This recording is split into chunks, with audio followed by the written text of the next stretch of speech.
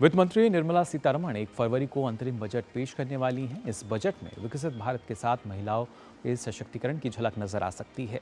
सरकार महिलाओं के नेतृत्व में विकास को बढ़ावा दे रही है और यही वजह है कि हर क्षेत्र में महिलाओं की भागीदारी बढ़ रही है, जो कि आर्थिक विकास के लिए काफी महत्वपूर्ण है।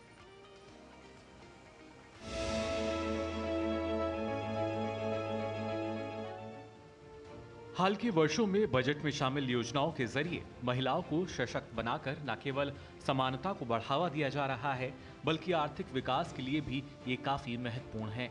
हाल के वर्षों में जेंडर बजटिंग को भी समर्थन मिला है। वित्तीय वर्ष 2023 और 24 के लिए कुल व्यय का लगभग 5% भारत में महिलाओं को प्रभावित करने वाले मुद्दों के लिए आवंटित किया गया था। इससे महिला सशक्तिकरण से जुड़ी योजनाओं को बढ़ावा देने के लिए शुरू किए गए मिशन शक्ति को भी बढ़ावा मिल रहा है। महिला केंद्रित बजट जितना कारगर है, उतना महत्वपूर्ण भी है, क्योंकि अधिक से अधिक महिलाएं कार्यबल में शामिल हो रही हैं।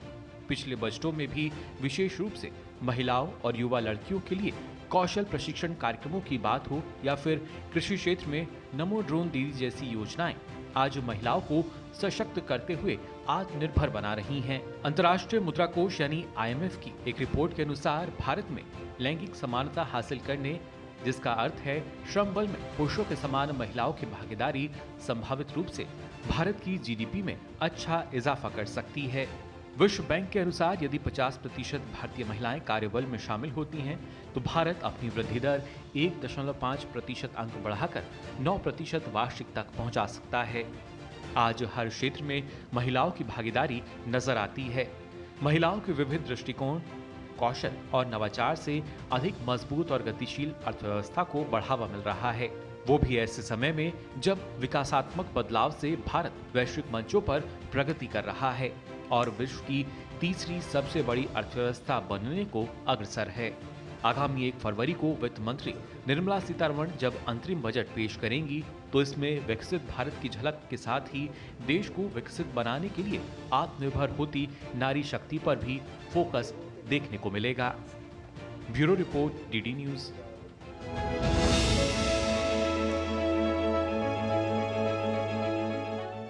तो जो फोकस है महिला सशक्तिकरण पे रह सकता है, इस पर हम चर्चा करेंगे, लेकिन उससे पहले रुक एक छोटे से ब्रेक के लिए। कोविड ने हम लोगों को work from home and flexibility दोनों सिखा दी। Handling my job responsibilities and अपना घर। एनपीएस भी इसी तरह फ्लेक्सिबल है। इन्वेस्टमेंट ऐप के थ्रू अपना अकाउंट इजीली ओपन किया और अब उसी ऐप के थ्रू अपना अकाउंट फुल्ली ऑपरेट कर रहा हूँ। कोई रिस्ट्रिक्शन नहीं है, किसी भी समय लॉग इन कर सकता हूँ और अपने इन्वेस्टमेंट की अमाउंट चेंज भी कर सकता हूँ। जितना पॉसिबल होता है उतना अपने इनकम से बचाता हूँ और अपने एनपीएस अकाउंट में इन्वेस्ट करता हूँ। अपने बेहतर कल को सुनिश्चित करने के लिए एनपीएस जरूरी है। साल, बरस और सदी नहीं, एक युग गुजर जाएगा। उम्र न पूछो वंडर की, जब फर्क नजर आएगा। वंडर सीमेंट, फर्क नजर आएगा। ब्रेक के बाद आप सभी का एक बार फिर स्वागत। आज खास तौर से हम बात कर रहे हैं महिला सशक्तिकरण की और उसमें कैसे जो बजट है, इस बार के बजट में भी इसके जो असर है वो साफ तौर पर देखा जा सकेगा। इस पर चर्चा के लिए आइए रुक कर लेते हैं। हमारे साथ 2 खास मेहमान जुड़ी हैं। दक्षता दास जी हमारे साथ जुड़ी हैं, पूर्व अतिरिक्त सचिव वित्त मंत्रालय, और अदिति टंडन जी हैं, एसोसिएट एडिटर द ट्रिब्यून से। आप दोनों का बहुत बहुत स्वागत इकोनॉमी टुडे में।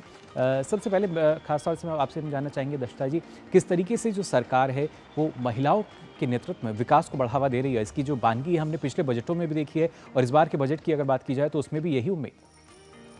जी हाँ, देखिए, सरकार एक जब बजट पेश करती है, एक जेंडर बजट स्टेटमेंट अपने बजट के डॉक्यूमेंट्स में डालती है, जिसमें कि एक सार निकलता है कि कौन कौन सी स्कीम्स हैं विभागों की और मंत्रालयों की, जो कि टारगेट करती हैं कि औरतों को सशक्त बनाए, उनके ऊपर किस तरीके से पैसा खर्च हो जी। ताकि उनको बढ़ोतरी मिले। तो जैसे आपने अभी बताया इसमें कि पिछले वर्ष इसमें लगभग 5% बजट दिखाया गया था। इस बारी मैं तो पूरी तरह से कॉन्फिडेंट हूँ, जिस तरीके से माननीय वित्त मंत्री ने अभी हाल में कहा है कि हम औरतों को एक लक्षित समूह कर बनाएंगे। जी। तो मुझे लगता है कि इसमें और ज्यादा राशि जाएगी, जिससे कि आप देखेंगे कि एक सशक्तिकरण औरतों की तरफ होगा।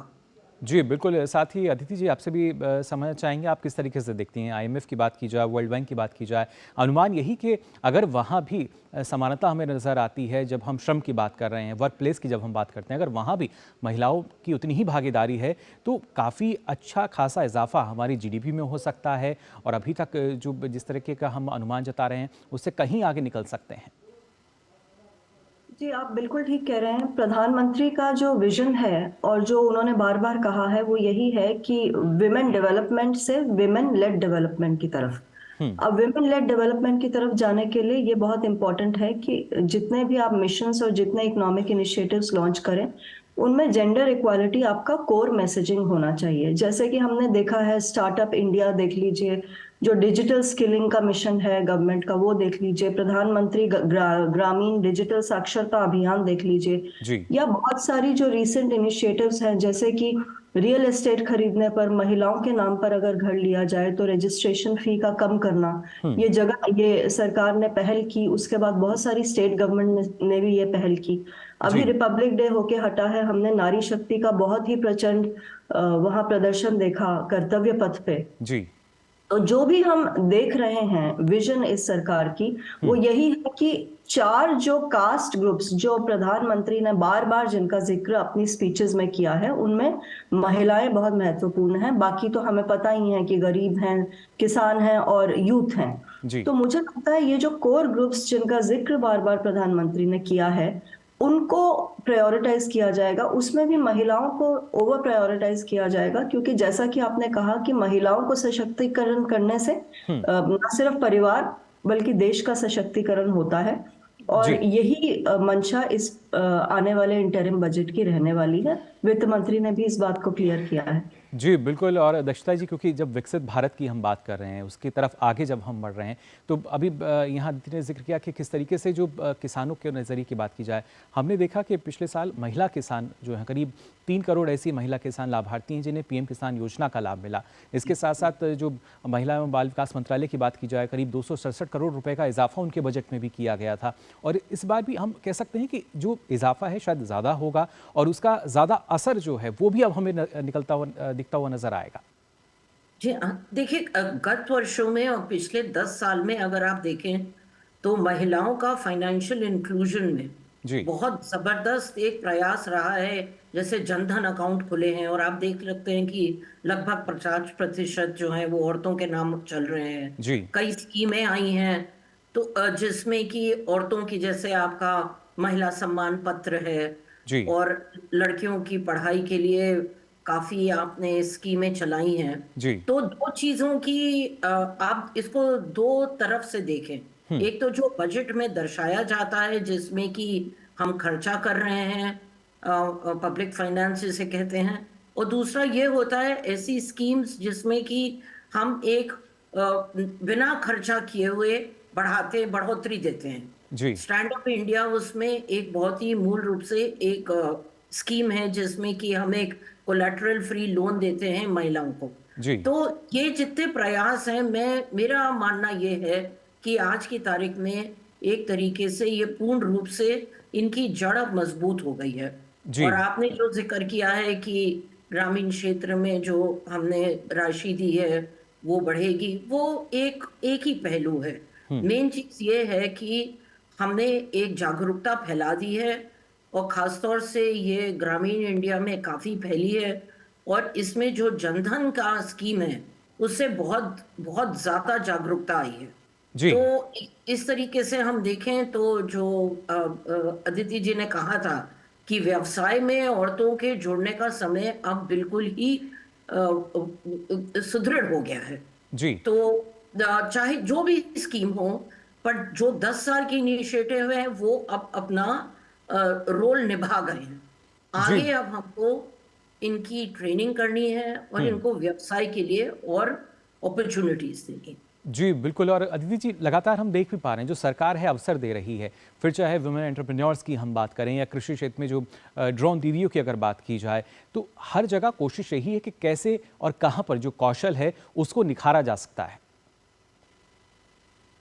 बिल्कुल, ये फोकस सरकार का बहुत क्लियर रहा है। इनफैक्ट 2014 से ही विमेन लेड डेवलपमेंट पे फोकस है, लेकिन पिछले कुछ दिनों में बहुत ही, जिसको कहते हैं, शार्प फोकस है। जी। एक तो बहुत महत्वपूर्ण बात जो बजट में निर्मला जी को देखनी होगी, और शायद वो देखेंगे भी, हमने अभी पीछे एक्सपेरिमेंट देखा कि डायरेक्ट बेनिफिट ट्रांसफर जहां तक हम बात करते हैं, हालांकि प्रधानमंत्री मातृत्व योजना में जो प्रेग्नेंट महिलाएं होती हैं उनके लिए एक स्कीम सरकार की ऑलरेडी है, जी। जिसके तहत डायरेक्ट बेनिफिट ट्रांसफर जाता है लैक्टेटिंग और प्रेग्नेंट मदर्स की न्यूट्रिशन को देखने के लिए। जी। लेकिन मध्य प्रदेश में पहली बार ये एक्सपेरिमेंट किया गया कि क्या डायरेक्ट बेनिफिट ट्रांसफर करने से महिलाओं का सशक्तिकरण होगा। वहां की जो बहुत फेमस लाडली योजना थी, मुझे ऐसा लगता है कि किसी न किसी स्तर पर सरकार डायरेक्ट बेनिफिट ट्रांसफर, जो लाडली बहना स्कीम है, जो महिलाओं के अकाउंट में सीधा पैसे देने की बात थी मध्य प्रदेश में, किसी न किसी फॉर्म पे नेशनल स्तर पे आप उसका कोई रूप शायद देखें। और दूसरा, जी। ये इसलिए भी महत्वपूर्ण हो जाता है क्योंकि भारत ने अब अपने लिए टारगेट सेट किया है कि हम 5 ट्रिलियन इकोनॉमी बनने जा रहे हैं। बार बार सब मंत्रियों ने कहा है, पीयूष गोयल जी के बार बार स्टेटमेंट्स आते हैं कि हम 2025 तक ही शायद 3 ट्रिलियन इकोनॉमी का लक्ष्य हासिल कर लें। लेकिन वो करने के जी। लिए महत्वपूर्ण है कि कोलैबोरेशन हो हर सेक्टर में, और कोलैबोरेशन में महिलाओं का रोल बहुत इंपॉर्टेंट हो जाता है, क्योंकि महिलाएं सिर्फ कंज्यूमर्स नहीं हैं, जी। महिलाएं प्रोड्यूसर्स भी हैं, आउटपुट जनरेटर्स भी हैं। जैसा आपने अभी बहुत खूबसूरती से बयान किया कि किसानी में महिलाओं का कितना बड़ा रोल है। ड्रोन जी। दीदीज, अब महिलाएं हर, जितने भी हमारे अपने आर्म्ड फोर्सेस के पहले बंद रहते थे, अब महिलाओं को बहुत इंपॉर्टेंट कॉम्बैट रोल्स भी दिए जा रहे हैं। जी। तो हर सेक्टर में सरकार महिलाओं को आगे लाके यही मैसेजिंग कर रही है कि एक राइजिंग इंडिया में, एक इकोनॉमिक सुपर पावर इंडिया में, जो थर्ड लार्जेस्ट इकोनॉमी होने जा रहा है बहुत शॉर्टली, बहुत सारी संस्थाओं ने प्रिडिक्शन की है, उसमें महिलाओं की भागीदारी बहुत महत्वपूर्ण है, क्योंकि 50% से ज्यादा महिलाएं हैं हमारे देश में। जी, बिल्कुल। और दक्षता जी, आप भी इस बात से सहमत होंगी कि जिस तरीके से जब कुल आबादी में हम महिलाओं की आबादी देखते हैं, उस लिहाज से कार्यबल में यानी वर्क प्लेस पे अगर उनका योगदान बढ़ता है, उनकी भागीदारी बढ़ती है, तो उसका असर जो है सीधे तौर पे हमें नजर आएगा। और कहीं ना कहीं क्या आवश्यकता ये है कि उनको भी संगठित किया जाए। अभी भी प्रत्यक्ष अप्रत्यक्ष रूप से ना जाने कितने ही महिलाएं जो लगातार कार्य कर रही हैं, लेकिन एक संगठित क्षेत्र जो है वो अभी तक नहीं मिल पाया। अब आपने बिल्कुल सही बात कही, बल्कि यही एक मुकुल जी, एक बहुत बड़ी कमजोरी थी भारत में कि औरतें बिल्कुल एक साइलेंट वर्कफोर्स थी, और कुछ एक मतलब बड़ा स्ट्रॉन्ग शब्द है, लेकिन पेट्रियार्की का थोड़ा सा जोर चल रहा था, जिसके कारण ये सामने नहीं आ रही थी। और इनका योगदान जो था वो उसको माना भी नहीं जा रहा था हमारे विकास में। परंतु अब हम अगर देखें तो बहुत ही कुछ बदलाव आ गया है, और मेरे हिसाब से अब वक्त आ गया है कि जो 50% महिलाएं हैं, अगर इनका लेबर फोर्स पार्टिसिपेशन बढ़ता जाएगा, जो हमारा 7 ट्रिलियन का लक्ष्य है, जो कि चीफ इकोनॉमिक एडवाइजर ने कल ही कहा है, वो बहुत ही संभव है। जी बिल्कुल, वो कोशिश यही है, क्योंकि फिलहाल भले ही हम अभी 5वें पायदान पर हों, लेकिन जल्द ही विश्व की तीसरी सबसे बड़ी जो अर्थव्यवस्था है वो बन सके। और अदिति जी, उसमें जब महिलाओं के योगदान की जब हम बात कर रहे हैं, क्योंकि जैसे जैसे आपने कहा कि हर एक क्षेत्र में जब योगदान बढ़ता जाएगा, तो कहीं ना कहीं वैश्विक पटल पर भी वो भूमिका जो है, वो स्थिति जो है महिलाओं की नजर आएगी। बिल्कुल, बहुत इंपॉर्टेंट बात आपने कही। देखिए, लेबर फोर्स पार्टिसिपेशन का जो इशू है, स्पेशली अनऑर्गेनाइज सेक्टर, अगर हमारा कोई चैलेंज है, सरकार का कोई चैलेंज है, तो वो ये है कि अनऑर्गेनाइज सेक्टर में जो महिलाएं हैं, उनका लेबर फोर्स पार्टिसिपेशन हम कैसे बढ़ाएं। मतलब उसको बढ़ाना इंपॉर्टेंट है, क्योंकि बहुत सारी महिलाएं हम जानते हैं कि अनऑर्गेनाइज सेक्टर में वर्कर्स हैं।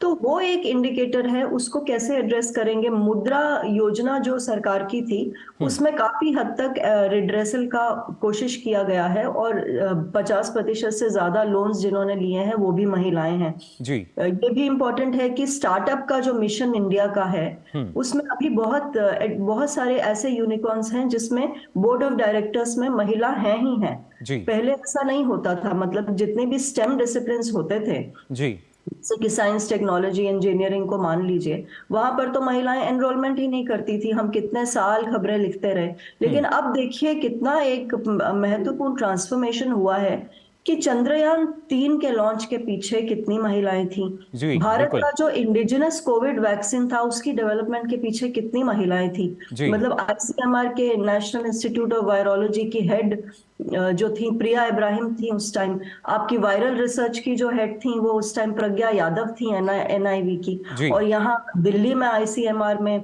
निवेदिता गुप्ता थी।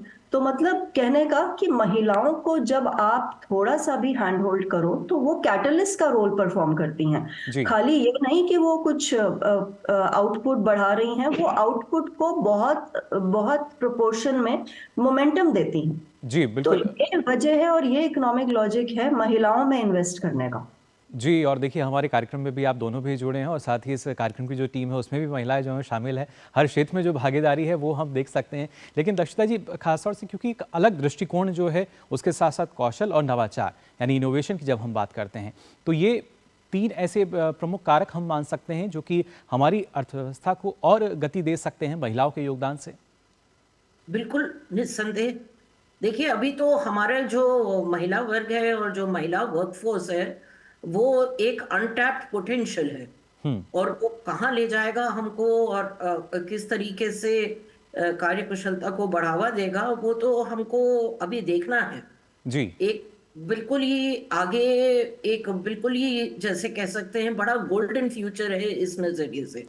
परंतु एक चीज जो कि हमें ध्यान में रखना पड़ेगा कि अगर महिलाओं को हमें बढ़ोतरी देनी है तो एक तरीके से हमको एक उनको इकोसिस्टम देना है जिससे वो घर भी चला सके और अपने परिवार की परवरिश भी कर सके। जी। मतलब दोनों के लिए अप्लाई करता है, लेकिन परिवारों की परवरिश के लिए जैसे कि साधन होने चाहिए, अपने वर्कफोर्स के लिए आने जाने के लिए क्रैश होने चाहिए। इस तरीके की हमें सुविधाएं पर ज्यादा फोकस करना पड़ेगा आने वाले दिनों में। जी, उससे बिल्कुल। उससे हमें ज्यादा हमको लाभ मिल पाएगा।